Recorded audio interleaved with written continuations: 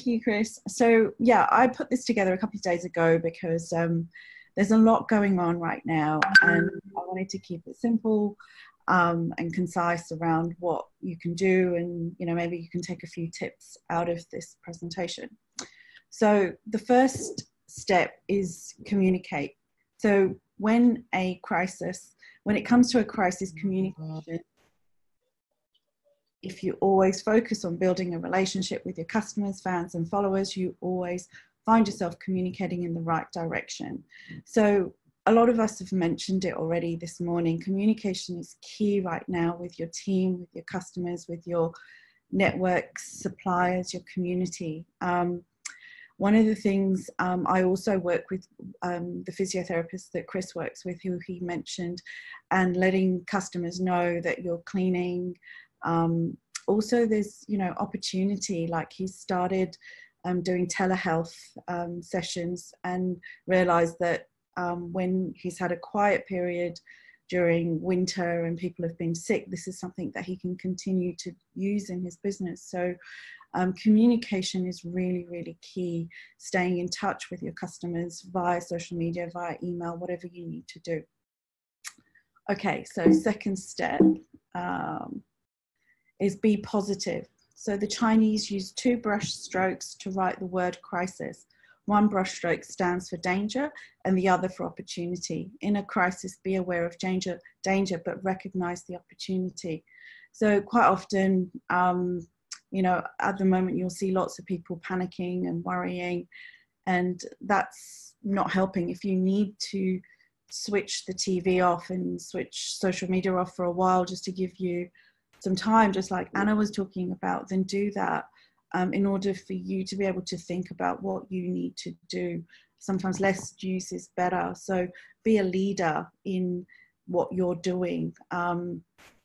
Somebody's somehow managed to sell a lot of toilet paper, or start this crazy phase of selling toilet paper when the virus doesn't even make you go to the toilet very much. So yeah, stay positive throughout this process.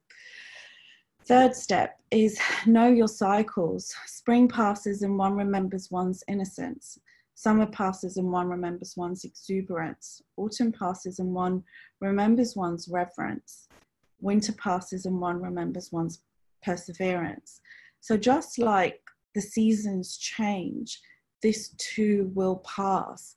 It's a phase that we're going through, and I think the next 3 months are key. So what I would suggest is doing a 90-day plan for right now, is get together, and I'm happy to talk to people as well about how to put a 90-day plan together in a complimentary 1-hour session if that's what you need. But right now you need to think differently on what you need to do right now, and they may be things around that you've never done before, like go online and like do videos and do social media, which some people have put that at the back of their heads to do. Fourth step is change. So the only constant in life is change, and one of the things that you need to look at is, what is your change fitness level like? How adaptable and flexible are you? How comfortable are you with the change process? Because right now it's about your fitness in your ability to change around what is happening. The more resistance you have, the more resistance you have towards doing what you need to do will hold you back, will keep you back in your business and connecting with people. What do you need to change with your product, your service, your pricing? So like Elizabeth was talking about, providing free consultations around certain aspects of consulting. Just if that's what your business needs to give right now to keep your customers going, then so be it. Like at the moment, I'm talking to all of my clients every day as part of my offering of, just making sure that the calm is still there, the positivity is still there. Anything that comes up hour by hour, day by day, that they're not alone. So what is it that you need to do in your business that enables you to change and adapt to providing what your customer needs. Like, what is it that they need to be successful? Because if they're successful, you will remain successful in your business. The fifth step, and the hard truth of making cutbacks. So cutting back to make, top priorities in a crisis. The key is to lower your cost intelligently and flexibly, minimizing long-term repercussions. So right now, the amount of cash flow you have is also going to be quite key. So Zena was talking about, money, and if you can borrow money right now from the banks, whether it's your credit cards or bank loans, then keep that and spend it, wisely, because we don't know whether it's going to be a month or 3 months or even a year. And it's a good time to also renegotiate with some of your suppliers if that's what you need to do. Step 6 is extend your credit. So if you need to speak to your suppliers and say, right, okay, well, I need another month or 3 months, refinance if you have to. But right now, keeping your business going, having the cash in the business is really, really key. Cutting down your costs is essential. So a good quote here by Bob Hope: a bank is a place that will lend you money if you can prove you don't need it. Okay, so step 7,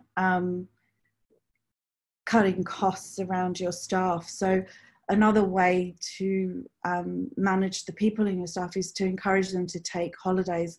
All of those renovations or things that they wanted to do around the house, or if somebody's feeling burnt out, it's a good time to give them the time off right now and then have them back when things are getting busy. So having them ready, all energized, ready to go when things get busy again. And it will get busy, it's just a matter of time. Step 8, working from home. So the option to work from home when needed or to try a different lifestyle without having to change jobs is a win for everyone. So getting your technology sorted, lots of people have transferred onto online meetings, communicating every day, weekly or monthly. What's really important when you're working from home is making sure that you do have those 9 o'clock huddles on Monday morning. And if you are a solopreneur and working on your own, then buddy up with someone and talk to somebody at 9 o'clock in the morning every day if you need to just keep your energy and your motivation happening. Step 9. A pharmacy in the States, CVS, started delivering prescriptions to people's homes. Why? Because they didn't want people coming in getting their staff and their customers sick. So what do you need to do with your delivery of your product? There's restaurants here in Melbourne that have stopped taking cash, and they've informed their customers to say that, we're still open, we're still running, these are all the hygiene practices that we've put in place, and we're only taking payments via EFT in order to reduce, the virus spreading and contamination. Can you package what you're doing and deliver it at home? And think about, online delivery, or, how do you need to change your business? Maybe you need to change it completely. Number 10, market and sell. So for a business not to advertise is like winking at a girl in the dark. You know what you are doing, but no one else does. Increase your marketing. So like Chris was saying, don't decrease it at this point.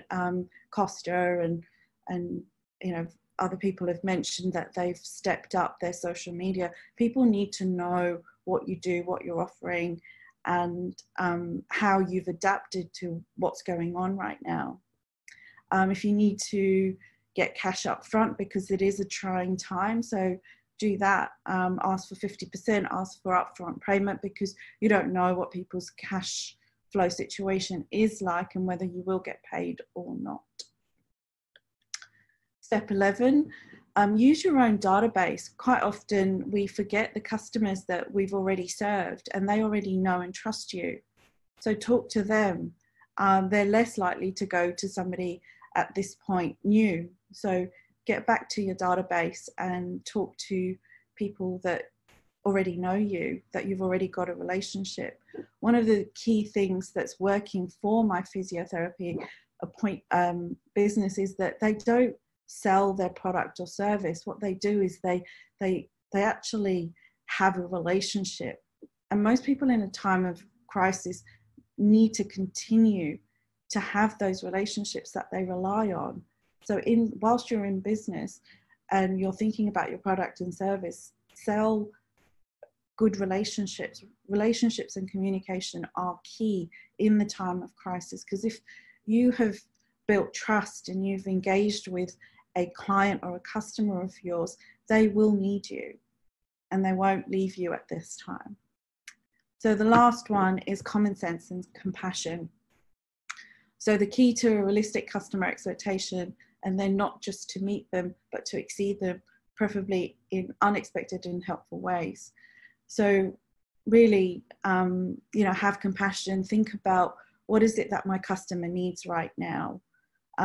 If they don't want to be touched, think about what their situation is. So sometimes a lot of people in the lead up to this have had their heads in the sand around this virus and thought, oh, it's fine, it's not going to come here, or it's not going to affect me. But actually, like Chris was saying, is that you've got to think about what's around other people's worlds. Like, you might be a carrier, so think about how nervous they might feel and what is it that they need. And be listening a lot more than you are talking, so you can actually provide what your customer needs. So I found this quote which I thought was really meaningful. So every hand we don't shake must become a phone call that we place. Every embrace that we avoid must become a verbal expression of warmth and concern. Every inch and every foot that we physically place between ourselves and another must become a thought as to how we might be of help to other should the need arise. So thank you for listening. And yeah, just to let you know that I'm around if you need to talk. I'm happy to give a quick session over the phone or via Zoom and go through a number of aspects of your business and what you can do right now to get back on the front foot. So thanks, Chris, for this opportunity. I really hope it's been useful to you guys and you've been able to get some value out of it.